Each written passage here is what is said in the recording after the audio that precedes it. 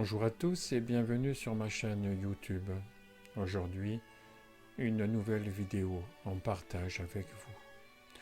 Une vidéo qui résonne comme un appel à la paix. Une paix qui, en ce début d'octobre 2024, semble s'éloigner encore un peu dans cette humanité malade de ses divisions. Pourtant, au niveau fondamental de l'être impersonnel que nous sommes, la paix, mais aussi l'amour inconditionnel, la joie et la sérénité sont les attributs essentiels de notre vraie nature non duelle. Et celle-ci s'expérimente sans expérimentateur, ni expérience d'ailleurs. Justement, celui qui est censé s'éveiller n'est plus personne. Ainsi, la pure présence ne peut s'expérimenter que dans votre absence, puisque ce n'est qu'une non-expérience. Alors, au moment où je vous parle, nous assistons les bras croisés dans ce qu'on appelle le monde à une nouvelle flambée de violence et de souffrance qui vient bouleverser encore la famille humaine de plus en plus désunie. Quand les réactions des uns répondent aux réactions des autres, cela devient l'escalade d'une réaction en chaîne.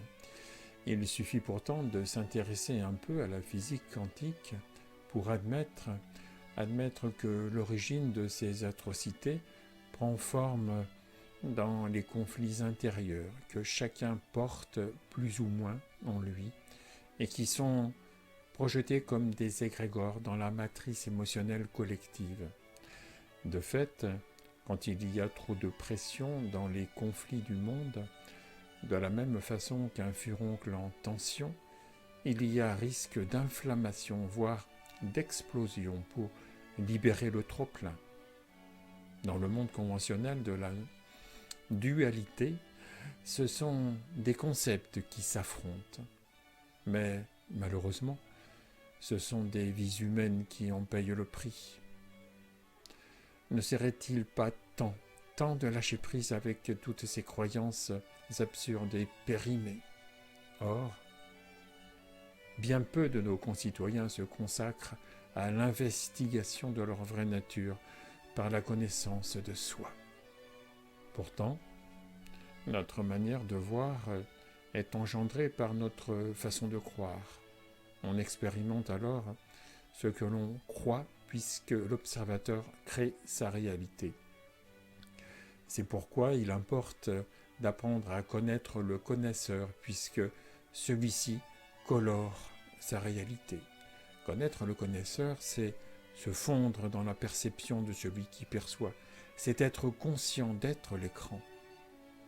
Ou en d'autres termes, c'est écouter l'écoute intérieure jusqu'à l'abandon et la disponibilité intégrale. C'est se laisser absorber par l'amour que nous sommes en essence. Voilà. Alors bien sûr, comme je l'ai tant de fois déclaré, je suis profondément attaché à la paix. Et ceci n'est pas contradictoire avec le fait que sur le plan subtil, je considère néanmoins que tout est juste. Ainsi, l'incarnation permettant de se ressentir est nécessaire à l'âme pour transcender ses limites. Ceci est donc vu et accueilli comme l'une des expressions de l'unité ou l'absolu, qui est d'ailleurs en train d'émerger dans le flux de la causalité qui anime les individus se croyant séparés. Cependant, le témoin que je suis, et qui a le cœur ouvert, ne peut s'empêcher d'aimer l'humanité puisque l'amour est sa nature foncière. Et c'est un paradoxe que l'amour rassemble en son sein que de dire qu'il n'y a rien à changer tout en œuvrant à la paix des cœurs. Quand on n'est plus personne, on est tout. Et de ce fait, quand on fait du bien aux autres, c'est à soi-même que l'on en fait. En d'autres termes, l'aspect divin ne peut qu'aimer l'aspect humain. Car en prenant l'analogie de l'écran témoin de la conscience et du film de la vie, c'est comme si l'écran se mettait en amour du film projeté. Ainsi, quand le témoin rentre dans le film, pour y jouer le rôle de la vie, c'est l'unité qui s'exprime dans la perception que tout est conscience. C'est comme faire passer l'infini dans le fini. Ainsi, nous sommes tous reliés, comme les perles du collier sur le fil de vie qui nous rassemble. Toutes nos vies sont reliées, comme les innombrables fleurs d'un même bouquet divin. Cela me fait penser à cette citation de Pirzia Inayat Khan. Nous sommes tous les membres d'un même corps. Lorsqu'un malheur frappe une partie, tout le corps en ressent la douleur. La souffrance de chacun n'est pas séparée de la nôtre. C'est pourquoi, afin de partager la pure présence et de témoigner de la non-dualité, j'offre bénévolement mon service à la vie à travers cette chaîne YouTube et à travers sa playlist Exploration non-duelle que je vous invite à découvrir. J'œuvre donc à travers l'association Désir d'Humanité qui me sert d'écrin et les accompagnements que j'offre permettent à chacun de se goûter soi-même en tant qu'être infini. Puisque on ne peut expliquer le goût d'un fruit, cette expérience directe de votre vraie nature vous permettra de réaliser qu'il n'y a en effet plus personne à contrôler, plus personne à protéger. Alors, comme c'est doux de constater que vous ne pouvez plus être menacé. Bien sûr, en tant que sans forme, aucune forme ne peut vous menacer. Sans toutes ces tensions, comme c'est fluide, comme c'est libre, cette vérité de l'être que nous sommes se dévoile quand s'évapore la croyance que vous êtes une personne séparée, qu'on se vaporise dans l'espace conscient, l'histoire d'être quelqu'un. Et cette histoire, qui semble dessiner l'image mentale de votre vie, se trouve comme délavée par cette présence consciente qui la lave à grande eau, celle si limpide de la source originelle. Alors, c'est la paix qui émerge, que je vous invite à explorer tout au fond de votre cœur, dans le silence de cet espace entre les pensées. Celui-ci est la porte d'entrée de l'être que vous êtes, et cette porte n'est jamais fermée, puisqu'elle s'ouvre de l'intérieur. C'est un espace conscient, insécable, donc inséparable, puisqu'il unit tous les objets, il les infiltre, il les traverse. Tout est véritablement imprégné de cet espace conscient qui tisse le vivant et fait se mouvoir la vie depuis les électrons jusqu'aux galaxies. Comme le souligne le titre de cette vidéo, la vie avec un grand V qui est amour et paix ne défend ni territoire ni point de vue. La vie est indivisible et c'est ce que nous sommes tous au niveau fondamental. Pourtant, ce que nous constatons en ce moment est une folie. C'est du délire total que de croire ces croyances les plus erronées, celles, justement, que l'humanité entretient sur elle-même, toutes ces convictions de seconde main que l'humanité conserve sur elle-même et qui sont en train de l'anéantir. Celles, bien sûr, qui sont puisées dans le paradigme de la séparation, issue du modèle matérialiste, pourtant renversé depuis si longtemps par la physique quantique. Il semblerait donc que la pensée divise, fractionne et qu'elle plaque des œillères sur le regard de l'amour. Privés d'une vision holistique, de plus en plus d'individus se replient sur eux-mêmes. Leurs réactions deviennent erratiques et disproportionnées. Tout est synonyme d'affrontement, tant l'attachement à un territoire ou à des points de vue devient obsédant. Le monde n'existe pas. Pourtant, chacun vit dans son monde. Ce que les individus appellent le monde n'est en fait que composé d'images mentales, d'idées ou de concepts mémorisés qui ne leur appartiennent même pas, mais que pourtant ils défendent.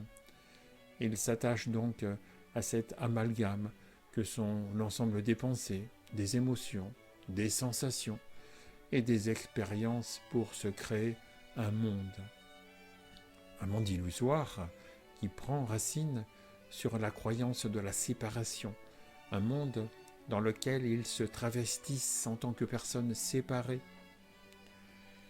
le monde de la personnalité de survie, où ils doivent s'occuper de se protéger, du moins de contrôler ce qui vient de l'extérieur, quand ils se prennent pour le dialogue intérieur, celui de la petite voix dans la tête. Et bien sûr, tout ça vient heurter l'écran évolutif universel. Et quand on résiste à cet élan, les résistances engendrent des remous, dès lors qu'on nage à contre-courant. Alors, quand on est réfractaire à l'évolution naturelle de la vie, il y a crise de confiance, crise de croyance. De fait, nous vivons l'effondrement de toutes les croyances les plus absurdes, à force de constater qu'elles entraînent les citoyens de la Terre dans une impasse, celle de sa destruction. Eh bien l'humanité pourrait en effet s'ouvrir à l'unité, car c'est du chaos que naît le renouveau. On peut espérer un bond de conscience, un saut quantique qui pourrait bien être le tremplin salvateur et révélateur permettant l'éclosion d'un nouveau paradigme. Ainsi, il est primordial de faire la paix avec l'idée d'être un moi séparé, de faire la paix avec l'idée même de la séparation. Tout cela, bien sûr, n'est que pensées et concepts. L'histoire illusoire de la séparation commence avec un manque, comme une incomplétude, comme une déficience. C'est l'impression de séparation, cette blessure émotionnelle originelle inhérente à l'incarnation. Et cette impression est destinée à nous révéler comme étant complet, comme étant la complétude même, celle de la pure présence, celle que justement, elle ne se laisse pas impressionner par les impressions des objets de perception qui apparaissent et puis qui disparaissent. Entre-temps, nous avons cette appétence à rechercher à l'extérieur, dans les objets, dans les expériences ou dans les relations, ce qui semble nous manquer. Ainsi, nous sommes en quête de l'amour inconditionnel que nous sommes pourtant. Mais nous cherchons cet amour en vain à travers l'éventail des compensations et nous tentons de le quémander partout. Naturellement, cette incomplétude supposée, qui est aussi le jeu de la vie et que nous cachons tout en tentant de la combler, est issue de la présupposition que tout est séparé. Cela induit aussi la croyance que nous pouvons, entre guillemets, manipuler ce qui est pour aller mieux, comme si nous pouvions intervenir sur ce que nous percevons. Nous voulons changer les objets de perception sans pour autant changer notre regard. Alors c'est là où se crée la revendication d'être quelqu'un. Mais la personne que nous croyons être n'est qu'une pensée, une simple pensée que nous pouvons d'ailleurs observer depuis la pure présence impersonnelle, cette conscience inconditionnée et universelle que nous sommes tous. Comme les doigts de la main, nous sommes distincts mais non séparés. Ainsi, le monde, les individus, les choses ne sont pas les représentations que tant de gens en font. De même, l'autre auquel on se réfère beaucoup n'est qu'un concept. Quand le flux de la vie n'est plus interprété ou qualifié par les filtres de nos conditionnements, nous sommes tous la vie, sans aversion ni attraction. Dès lors que nous ne sommes plus téléguidés par nos mécanismes, nous sommes enfin libres, libérés du refus ou de la saisie des objets de perception qui apparaissent au sein de la présence. Notre vraie nature est comme le contenant qui contiendrait le contenu des apparitions temporaires. La vie est réelle en étant simplement le je suis impersonnel. Sinon, la vie que pensent vivre la plupart des gens n'est qu'une vie pensée, au lieu d'être une vie vécue. Bien sûr, la pensée divise, sépare, en créant la dualité d'un monde fragmenté, où chacun veut tirer la couverture à soi dans un faire-valoir à sens unique. Pourtant, au cœur de la pure présence, l'intérêt individuel fusionne avec l'intérêt universel. Et la paix mondiale dépend évidemment de nos paix intérieures respectives.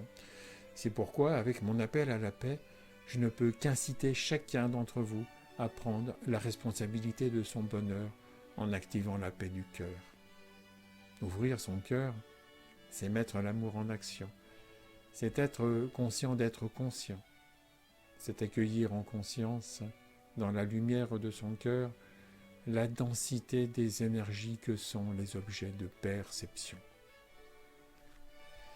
En d'autres termes, c'est inclure en soi tout ce qui se présente.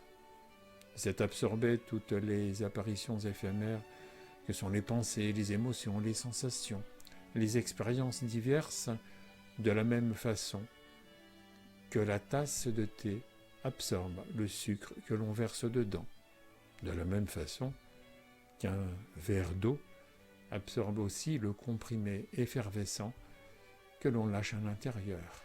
Ainsi, de la même manière, tout ce qui est perçu se dissout aussi dans la tasse imaginée de la présence consciente.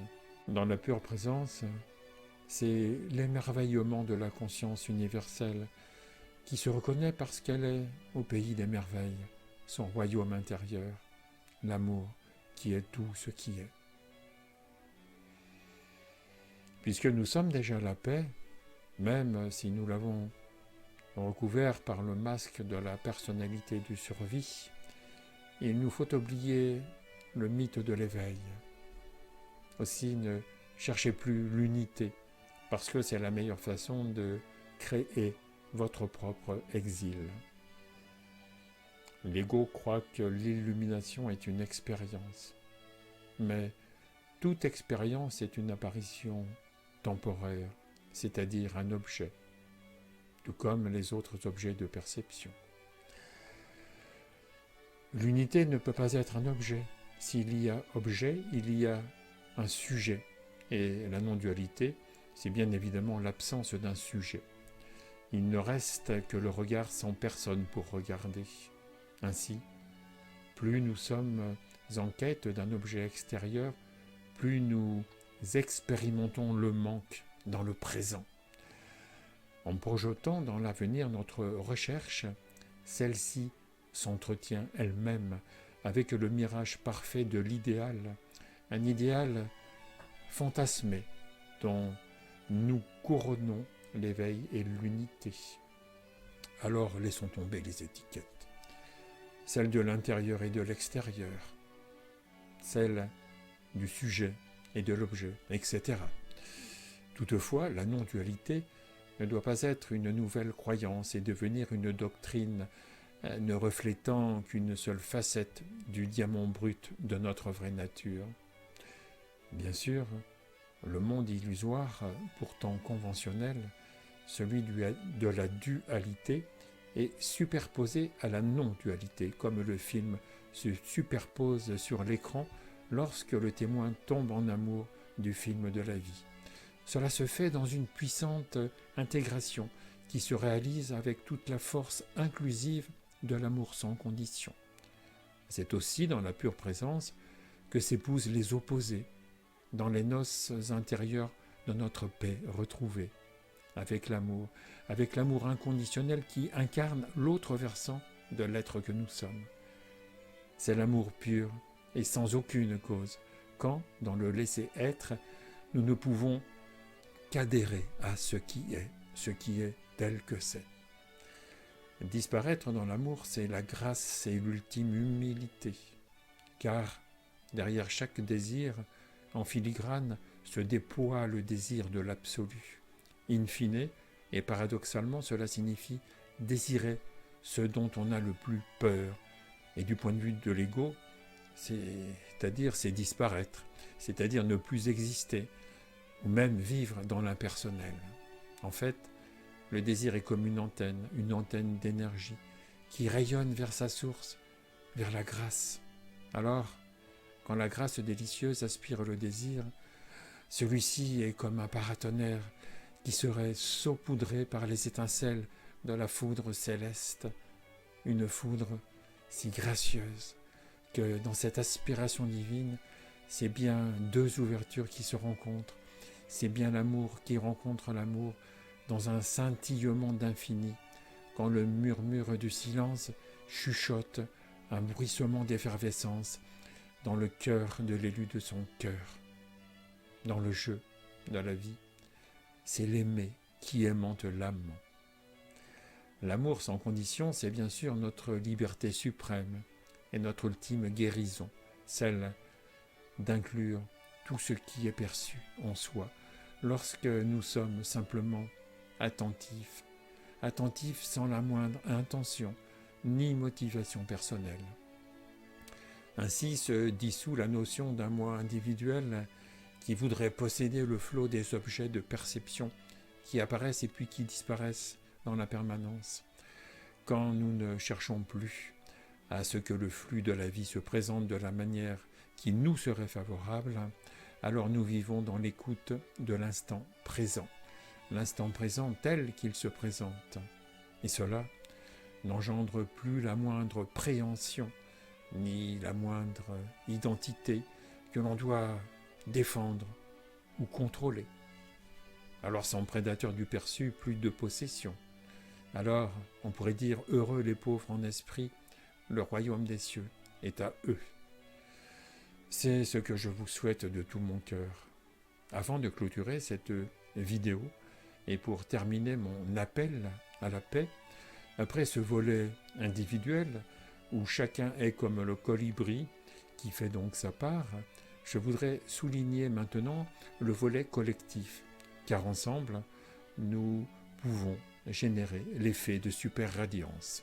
En 2 mots, il a été prouvé scientifiquement que lorsqu'un groupe de personnes d'une certaine importance se rassemble dans une intention commune, que ce soit un cercle de sagesse ou une méditation de la paix par exemple, pendant une période significative, alors le niveau de violence dans la région autour d'elle diminuait et la qualité de vie augmentait aussi très visiblement. Alors de la sorte, ensemble, nous pourrons multiplier la puissance de nos énergies individuelles isolées. Parce que nous sommes tous des parcelles de cette énergie universelle, cette intelligence créatrice qu'on appelle la vie. Il nous faut donc co-créer l'avenir d'une humanité durable. Parce que la paix mondiale n'est possible qu'à partir de nos paix intérieures respectives. Venez nombreux au sein du mouvement Désir d'Humanité. Merci d'avance pour vos futures adhésions. Ensemble, nous créerons des vagues de paix à partir de la mise en cohérence de nos intentions alignées, en fédérant nos énergies, en visualisant ensemble un monde qui nous ressemble, en mutualisant la clarté de nos intentions de paix et d'unité. Nous saurons alors co-créer un futur harmonieux et possible qu'ainsi nous pourrons offrir aux futures générations. Ensemble, créons un réseau d'influenceurs quantiques dans chaque région, comme un réseau d'activistes de la paix qui pourront rendre le pouvoir à la vie dans l'humilité de l'amour. Un réseau régional, vibrant comme des antennes d'amour alignées au diapason du mouvement de vie. Un réseau que fédérera naturellement le désir d'humanité afin de créer des antennes régionales. Des antennes qui seront dans chacun des lieux d'accueil de véritables phares de lumière dédiés à mettre l'amour en action pour faire éclore la paix des cœurs. La paix ne se discute pas, ne s'explique pas, la paix se vit. Ainsi, aucune paix dans le monde ne sera possible tant que chacun ne mettra pas en priorité absolue sa pacification personnelle. C'est pourquoi l'avenir de l'humanité passe par le développement de la capacité de chacun à ressentir et donc à vivre en conscience ce qui nous unit, la vie. Si les pétales de la fleur sont les multiples aspects du bien-être, son cœur, lui, resplendit dans le domaine de l'être. Parce que l'urgence d'aimer est bien l'état d'urgence de toute l'humanité. Transcendons le bien-être pour rayonner notre vraie nature, l'être. Savoir-être, c'est l'art du vivre ensemble. Ensemble, générons un bond de conscience comme un saut quantique, nous libérant du paradigme de la séparation. Tout simplement, avec désir d'humanité, mettre l'amour en action. C'est réconcilier l'humanité avec elle-même. C'est revitaliser le vivre ensemble par la connaissance de soi. Voilà. Aussi, merci de faire connaître cette chaîne tout autour de vous. Merci de vous abonner à celle-ci. Et surtout à la lettre d'information de l'association Désir d'Humanité qui vous permettra, en avant-première, de recevoir toutes les nouvelles vidéos 100% pratiques des explorations non duelles. Merci pour votre attention. Je vous dis à bientôt pour de nouvelles vidéos.